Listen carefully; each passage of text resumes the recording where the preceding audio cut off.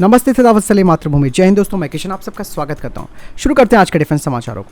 चलिए बढ़ते पहले डिफेंस अपडेट की तरफ, जो कि भारतीय नौसेना को लेकर आ रही है। और कहा जा रहा है कि भारतीय नौसेना कलवरी क्लास की और पनडुब्बियों को खरीदने पर विचार कर रही है, लेकिन यहाँ पर सबसे बड़ी प्रॉब्लम है कि ये काफ़ी महंगी होने वाली है।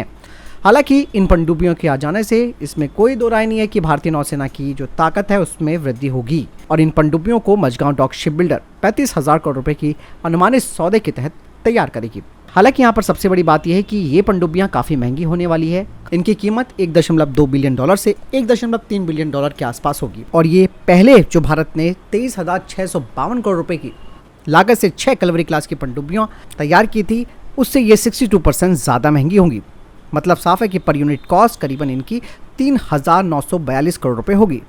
इनका महंगा होना ऑब्वियस सी बात है, ये बनता भी है क्योंकि इनमें एडवांस उपकरण और सेंसर्स लगाए जाएंगे और ये टेक्नोलॉजी में काफ़ी आगे भी रहेंगी। टेंशन यहाँ पर सिर्फ इनकी कीमतों को लेकर ही है। लेकिन यहाँ पर दोस्तों एक प्रॉब्लम ये भी है कि भारत ने जो पहले की 6 कलवरी क्लास की पनडुब्बियों का निर्माण किया था, उसके बावजूद भी जो मझगांव डॉक लिमिटेड है वो स्वदेशी कंटेंट को इसमें 60% से ज़्यादा नहीं बढ़ा पाई है। अभी भी महत्वपूर्ण कंपोनेंट्स के लिए हमें फ्रांस के OEM पर निर्भरता बनाए रखनी पड़ रही है। हालांकि अभी जो मीटिंग होगी उसमें इस मूल्य वार्ता को लेकर कुछ ना कुछ रास्ता निकलेगा, जिससे कि थोड़ा कम भारत पर इसका प्रेशर पड़े। चलिए बढ़ते हैं नेक्स्ट अपडेट की तरफ। दोस्तों भारत ने अमेरिका को एक बड़ा झटका दिया है। आप सब जानते हैं कि भारतीय नौसेना P-8I मैरीटाइम पेट्रोल एयरक्राफ्ट की एक बड़ी ऑपरेटर है और भारतीय नौसेना इनके अतिरिक्त ऑर्डर देने की बात कर रही थी, लेकिन अब भारतीय नौसेना ने अपना विचार बदला। लेकिन अब इनकी जगह मीडियम मैरीटाइम रिकॉनेसेंस एयरक्राफ्ट को खरीदेगी, जो कि एयरबस C295 पर आधारित होंगे। कहा जा रहा है कि यह भारतीय नौसेना की तत्काल जरूरतों को पूरा करने के लिए होगा। वहीं दोस्तों भारतीय नौसेना DRDO के साथ कोलैबोरेशन कर रही है, यानी कि मिलकर काम कर रही है एक और बड़े प्लेटफॉर्म पर, जो कि बोइंग 737 नेक्स्ट जनरेशन एयरक्राफ्ट के आधार पर तैयार होगा। और ये P-8I की क्षमताओं को रेंज और पेलोड के मामले में पीछे कर देगा। ऐसे में दोस्तों भारतीय नौसेना सिर्फ स्वदेशीकरण पर ज़्यादा फोकस कर रही है। और आप सब जानते हैं कि C295 भारत में ही बन रहे हैं, तो इसका एक बहुत बड़ा स्पेक्ट्रम देखा जा सकता है। आने वाले समय में इंडियन आर्म फोर्सेस में इस एयरक्राफ्ट को अधिक से अधिक शामिल भी किया जाएगा। बढ़ते नेक्स्ट अपडेट की तरफ। दोस्तों DRDO अब तपस UAV के नेवल एप्लीकेशंस पर काम करना शुरू कर चुका है, जिसमें कि प्लग इन आइसा रडार होगा और साथ ही कुछ दूसरे एडवांस सिस्टम्स लगाए जाएंगे, जिससे कि तपस सरफेस और सब सरफेस वेसल्स को डिटेक्ट और ट्रैक दोनों कर सकता है। और कहा जा रहा है कि इन्हें हमारे जो स्ट्रैटेजिक नेवल एयरबेस है, यानी कि अंडमान और निकोबार आइलैंड पर इन्हें तैनात किया जाएगा। और आपको मैं बता दूं कि तपस UAV की 6 यूनिटें भारतीय एयरफोर्स को मिलेंगी और 4 यूनिटें भारतीय नौसेना को मिलेंगी। और इनकी डिलीवरी 2026 से शुरू हो जाएगी और 2027 तक इनकी पूरी डिलीवरी हो जाएगी। चलिए बढ़ते नेक्स्ट अपडेट की तरफ। दोस्तों DRDO अब अपने submarine launch cruise missile program के अंतिम चरण में पहुंच चुका है। और कहा जा रहा है कि जो इस सबमरीन लॉन्च क्रूज मिसाइल का लेटेस्ट वर्जन होगा, उसकी रेंज 500 किलोमीटर से ज्यादा होगी। कुछ रिपोर्ट्स बताती है कि इस पर काम काफी तेजी से चल रहा है और इसकी रेंज करीबन 1000 किलोमीटर तक हो सकती है।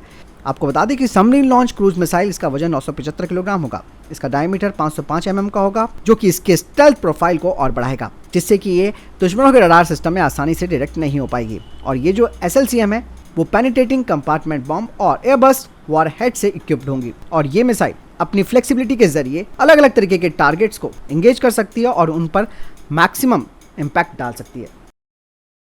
बढ़ते नेक्स्ट अपडेट की तरफ। दोस्तों लगातार जम्मू कश्मीर में आतंकियों के हमले बढ़ते जा रहे हैं और अभी हाल ही में जम्मू के कठुआ इलाका में आतंकियों ने सेना की गाड़ी पर फायरिंग की, जिसमें कि कम से कम 2 भारतीय जवान घायल हो गए हैं। बता दें कि आतंकी अपने साथ ग्रेनेड लेकर आए थे और सेना के वाहन को उड़ाने की कोशिश इन्होंने की थी और फिर इन्होंने फायरिंग शुरू कर दी। इस बारे में ज्यादा जानकारी देंगे रिटायर्ड लेफ्टिनेंट कर्नल उमंग कोहली, जो कि इस इलाके से काफी अच्छी तरीके से परिचित हैं। दोस्तों कल राजौरी के अंदर जो है टेररिस्ट्स ने अटैक किया था। यह अटैक जो है वो मंजेकोट में हुआ था, जो कि रोमियो फोर्स हेडक्वार्टर के बिल्कुल पास ही है। TA बटालियन के गेट के पास जो है वो अटैक हुआ था। ये सरहद से ज़्यादा दूर नहीं है, ये IB से ज़्यादा दूर नहीं है, ये लाइन ऑफ कंट्रोल से ज़्यादा दूर नहीं है। आज जो है अटैक वो कठुआ के अंदर हुआ है। कठुआ, सांबा, हीरानगर वाला एरिया भी कुख्यात रहा है इन्फिल्ट्रेशन के लिए। ये इन्फिल्ट्रेशन भी पाकिस्तान से कराई जाती है। दोनों जगह पर अटैक लश्कर तोयबा ने किया हो सकता है। ये सारे के सारे टेररिस्ट पाकिस्तान बेस्ड हैं। इससे क्लियरली शो होता है पाकिस्तान का एफर्ट जम्मू रीजन के अंदर जहां जहां IB है, या इवन जो है लाइन ऑफ कंट्रोल है वहां पर अटैक किया जाए और इस एरिया को दोबारा से एक्टिवेट किया जाए। बढ़ते नेक्स्ट अपडेट की तरफ, जो कि इंडियन मल्टी रोल हेलीकॉप्टर को लेकर आ रही है। इंडियन एयरफोर्स की तरफ से कहा जा रहा है कि HAL को IMRH के हर साल 35 यूनिटें तैयार करनी होंगी। दरअसल इंडियन एयरफोर्स रशियन मूल के जो Mi-17 हेलीकॉप्टर्स हैं उन्हें बदलना चाहती है और भारत ने Mi-7 फैमिली के जो पहले वाले Mi-8 हेलीकॉप्टर्स हैं उन्हें रिटायर भी कर दिया है। इसलिए भारतीय वायुसेना की योजना है कि वो जल्द से जल्द IMRH को शामिल करे ताकि Mi-17 को आसानी से रिप्लेस किया जा सके। लेकिन यहाँ पर यह भी देखने वाली बात है कि HAL के लिए ये एक बड़ी चुनौती भी होगी कि हर साल कैसे वो 35 यूनिटों को तैयार करेगा। इसके लिए उन्हें अपनी उत्पादन क्षमता को बढ़ाना होगा। इसके अलावा एक मजबूत सप्लाई चेन भी उन्हें सुनिश्चित करनी होगी। साथ ही साथ कड़े गुणवत्ता और सुरक्षा मानकों का भी पालन करना होगा। तो चैलेंज HAL के लिए ये बहुत बड़ा रहेगा, लेकिन ज़रूरतें भी हमारी वायुसेना की लगातार बढ़ रही हैं, इसीलिए काम तो करना होगा। चलिए बढ़ते नेक्स्ट अपडेट की तरफ। दोस्तों, प्रधानमंत्री नरेंद्र मोदी अपने सबसे मजबूत दोस्त रशिया के पास पहुंच गए और उनका जोरदार वहां पर स्वागत किया गया। इस दौरान कई सारी बातें होने वाली है दोनों देशों के बीच और अंतर्राष्ट्रीय मीडिया की नज़र भी दोस्तों इस पूरी यात्रा पर रहने वाली है। और इस दौरान दोनों देशों के बीच ऊर्जा, सुरक्षा, व्यापार, इन्वेस्टमेंट, हेल्थ, शिक्षा, संस्कृति, पर्यटन और लोगों से लोगों का संपर्क आदि क्षेत्रों में बातचीत की जाएगी। हालांकि दोस्तों, इस मीटिंग से कहीं ना कहीं पश्चिमी देशों को मिर्ची जरूर लग रही होगी, लेकिन भारत जानता है कि रशिया ने हर वक्त भारत का साथ दिया। और फिर यहाँ पर एक बार वही बात आ रही है कि रशिया भारत को प्रपोज कर सकता है Su-57 फाइटर जेट के लिए, जिसमें कि वो Su-57 का जॉइंट प्रोडक्शन का प्रपोजल फिर से भारत को दे सकता है, क्योंकि रशिया भी जानता है कि भारत के पास 5वीं पीढ़ी का फाइटर जेट अभी है नहीं और वो बनाने की कोशिश कर रहे हैं।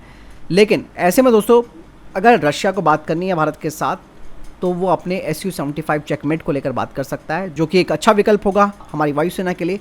और साथ ही दोस्तों, इसमें सबसे खास बात यह है कि ये सस्ता भी होगा, क्योंकि दोस्तों आने वाले कुछ वर्षों में आप देखना पाकिस्तान के पास भी 5वीं पीढ़ी का फाइटर जेट हो जाएगा। और जिस हिसाब से हमारी स्पीड है अभी AMC को लेकर, उससे पता चलता है कि नेक्स्ट अपडेट की तरफ, रॉल्स रॉयस ने भारतीय नौसेना की क्षमताओं को बढ़ाने के लिए एक महत्वपूर्ण कदम उठाया, जिसमें कि उन्होंने भारत को अपने MT-30 गैस टरबाइन इंजन की पेशकश की है। और इस पहल का उद्देश्य भारतीय नौसेना के नौसैनिक जहाजों का विकास का समर्थन करना है, जो कि मैरीटाइम डिफेंस टेक्नोलॉजी में UK और भारत के बीच सहयोग में एक नया अध्याय होगा। और MT-30 गैस टरबाइन इंजन ये अपनी विश्वसनीयता और अपनी पावर के लिए जाना जाता है, और ये भारतीय नौसेना की भविष्य की जो क्षमताएं हैं उन्हें महत्वपूर्ण रूप से बढ़ाएगा।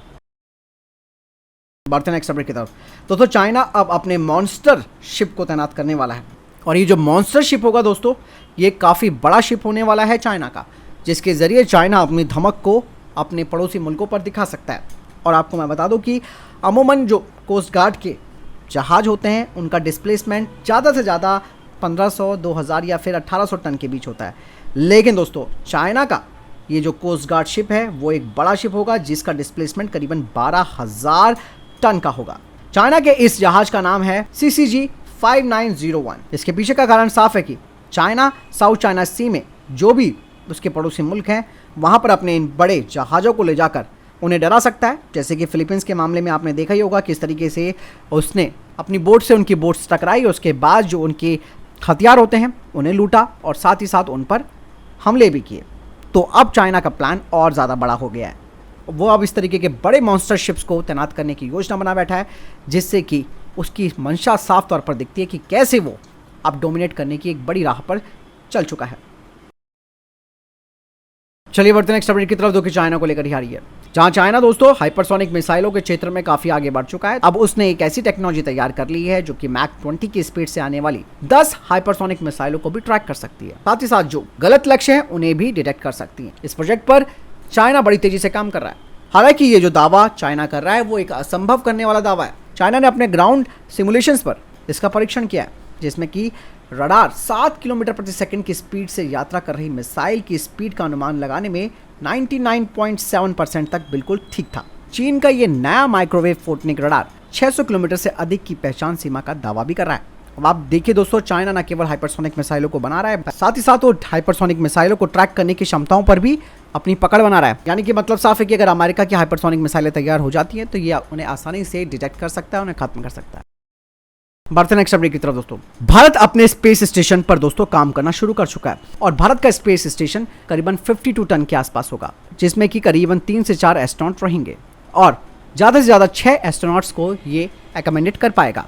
पहले इसका वजन 25 टन रखा गया था, जिसमें कि सिर्फ 3 अंतरिक्ष यात्री रह सकते थे, वो भी सिर्फ 15 से 20 दिनों के लिए। लेकिन अब जो नया डिज़ाइन इसरो की तरफ से तैयार किया जा रहा है वो इससे और ज़्यादा बेहतर होगा और एक बड़ा स्पेस स्टेशन ये बनेगा।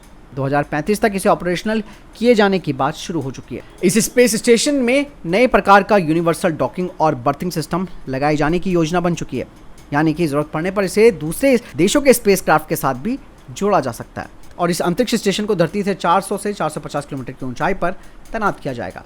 कहा जा रहा है कि अमेरिका भारत के स्पेस स्टेशन में अपना सहयोग दे सकता है, जिसके लिए इसरो इस वक्त अमेरिका की प्रमुख स्पेस कंपनियों के साथ बातचीत कर रहा है, जिसमें कि ब्लू ओरिजिन, वॉयेजर और बोइंग शामिल हैं।